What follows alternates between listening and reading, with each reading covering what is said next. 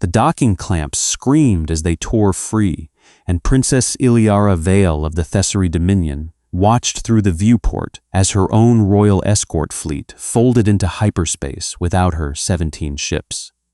Gone in a blink of light, she stood alone on the trembling deck of Skyhold Station, her feathered crest flattened in shock as the void where her rescuers had been simply closed over like water after a stone.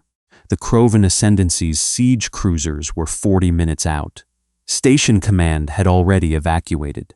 The comms were dead, and somewhere in the smoke-filled corridor behind her, she could hear the mechanical clicking of a Krovan boarding party cutting through the outer hull. She was going to die here. A princess of a 1,000-year dynasty, abandoned by her own people, killed by insectoid raiders in a station that wasn't even going to exist by morning. Then she heard footsteps.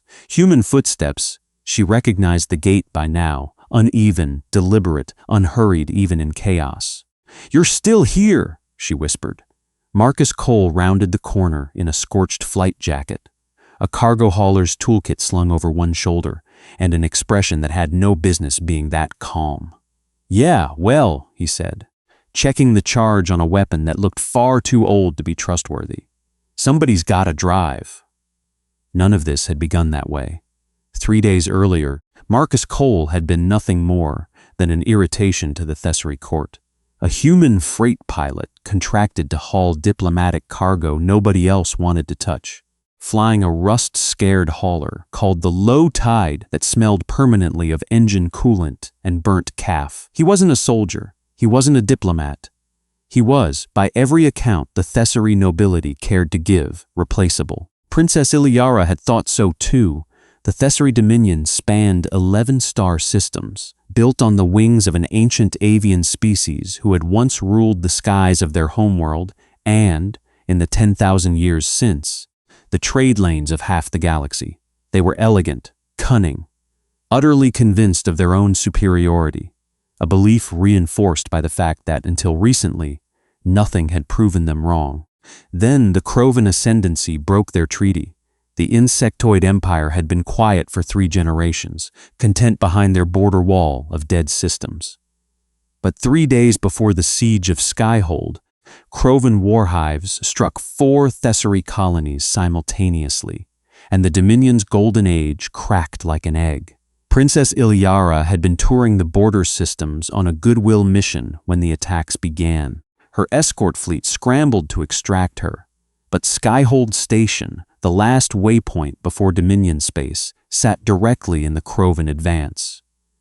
"We should never have trusted human contractors with the princess's baggage train," sneered Fleet Marshal Denric Oss, the escort commander, eyeing Marcus across the docking bay like something he'd scraped off his boot. "Cargo pilots, unarmed haulers, this is an insult to Her Highness." "I didn't ask to be here either, pal," Marcus said, hauling a crate of medical supplies off his ship. "Contract said pick up cargo at Skyhold, drop it at Orellan Prime. Didn't say nothing about a war." Princess Ilyara watched the exchange with cool, appraising eyes. She had met dozens of humans in her diplomatic travels, brash, short-lived, prone to sentiment. This one didn't bow, didn't flatter, didn't even seem to notice he was standing in front of royalty. She found that strangely refreshing. But no one expected what happened next. 40 minutes later, Krovan scout drones lit up every sensor on the station. The escort fleet's own scanners had missed them, deliberately, though no one knew that yet, and Fleet Marshal Oss made the only decision his pride would allow. "Evacuate the princess. Full fleet withdrawal. We regroup at the border and return with reinforcements." "That leaves the station civilians," Ilyara said, her voice sharp. "And the human cargo crews. They are not the Dominion's concern, Highness." It should have been simple. The royal shuttle was already prepped. Ilyara stepped toward the boarding ramp, and that was when Fleet Marshal Oss made his second decision. One he would never get the chance to regret in front of her. The shuttle doors sealed. Without her, the betrayal had a name, though Ilyara wouldn't learn it until later. Oss had struck a private accord with a Krovan broker months earlier. trading fleet withdrawal patterns for a guarantee that his own bloodline would be spared in the coming war. Leaving the princess behind wasn't cowardice. It was payment. Ilyara didn't know any of that yet. All she knew was that her own honor guard had abandoned her to die, and the only person left on a station full of fleeing dock workers who'd noticed, who'd actually turned around and walked toward the danger instead of away from it, was a human cargo pilot with a toolkit and a gun that looked like an antique. "Why are you still here?" she demanded, disbelief cracking her composure for the first time in years. "Your ship could have left with the others. Could have," Marcus agreed, already moving, scanning corridor signage like he'd memorized the station layout out of pure boredom on cargo runs. "But there's still 40-something dock workers 3 levels down who don't have a ride, and there's you. And where I'm from, you don't leave people behind because it's inconvenient. That's not strategy. That's suicide. Then it's a good thing I brought spare parts." She had no idea what that meant. She would, in about 11 minutes, understand it perfectly. The truth stunned her more than she expected. The low tide wasn't just a cargo hauler. Marcus had spent 6 years running black market routes through contested space before going legitimate, and every cosmetic modification the Thessaly inspectors had waved through at customs was in fact a weapons system disguised as agricultural equipment. Mag rail seed spreaders that were actually particle cannons, a water reclamation unit that was a military-grade shield generator, illegal in 9 systems. "You've been smuggling weapons through Dominion space," Ilyara said as they sprinted for the docking bay. Krovan breach charges already thundering through the station's lower decks. "I've been surviving," Marcus corrected. "There's a difference where I'm from. The Krovan boarding party that cut through Skyhold's hull expected panicked civilians and a lightly guarded princess. Their hive commander, a scarred veteran named Thal, had led 43 successful raids and lost none of his pride to doubt. He hadn't accounted for a human. The first squad that breached the docking corridor met a wall of collapsed cargo containers, maglocked into a choke point and a storm of particle fire from a seed spreader that dropped 6 drones before they registered the threat. Thal's kill count meant nothing here. This wasn't a raid anymore. "Identify hostile," his second demanded over comms, static crackling with confusion. "Fleet database shows no military designation for this vessel." "It's not military," Thal clicked back, watching the feed with something between fury and, though he wouldn't admit it, a flicker of respect. "It's a cargo hauler. That should have made it easier." It didn't. Ilyara fought at Marcus's side with a ceremonial blade she'd never expected to draw in earnest, her wings vestigial, ornamental after generations of space-bound Thessaly, flared instinctively with each strike, more habit than function. She was fast, precise, trained in court dueling, not war. "You fight like a noble," Marcus said between shots, dragging a wounded dockworker behind cover.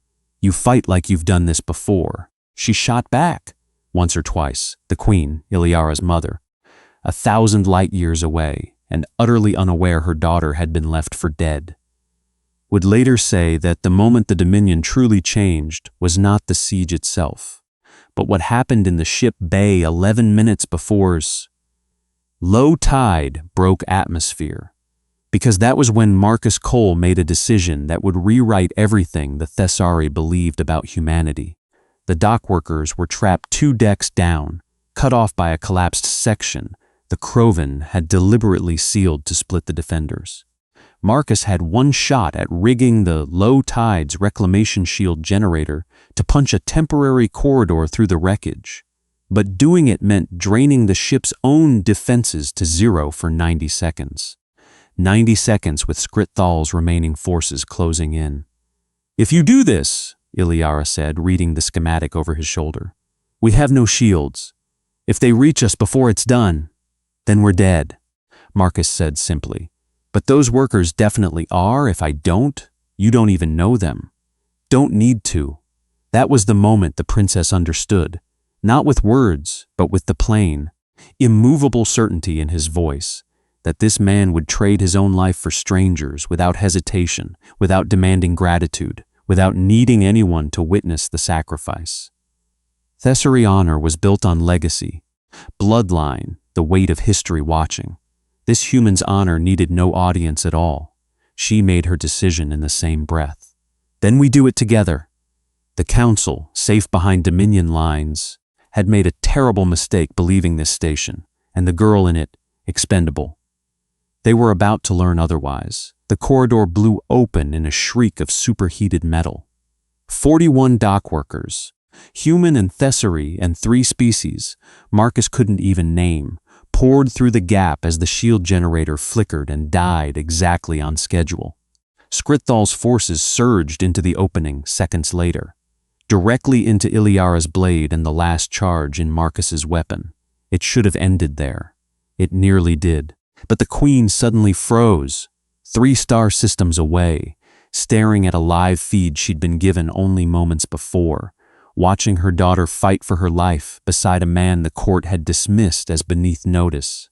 And Skyhold, blade raised over the fallen princess, hesitated for exactly 1 second too long. Not from mercy, but because Marcus Cole had thrown himself into the strike meant for her, taking a wound that should have killed him, and simply refused to fall. "Why?" Skyhold demanded, genuinely bewildered. "Would you die for a stranger's crown?" Marcus, bleeding, still standing, managed something almost like a smile. Wasn't dying for the crown. The Hive commander had no answer for that. Neither, later, would the Dominion court. The low tide limped out of Skyhold's wreckage 20 minutes before Dominion reinforcements finally arrived. Reinforcements that found no siege to break, only a scorched station, 41 survivors, and a human cargo pilot unconscious in the medbay, with the princess of the Thessary Dominion refusing to leave his side. Fleet Marshal Oss was arrested within the week, his private accord with the Krovan broker unraveled once. Ilyara demanded a full inquiry, her voice carrying new authority the court no longer dared question. The Dominion's alliance with the Krovan Ascendancy's rival factions began not with treaties, but with a single story repeated across 1,000 worlds. A princess abandoned by her own honor guard, saved by a man who owed her nothing. Marcus never accepted the medal they tried to give him. He took his hauler contract fee, fixed the low tide's hull, and kept flying cargo nobody else wanted to touch. But every ship in Dominion space now carried, quietly, a small insignia stamped near the airlock, a human silhouette beside a Thessary wing, and beneath it, in old Thessary script, a single line that would outlast every crown in the Dominion. Some pilots deliver cargo. This one delivered a promise. No one gets left behind.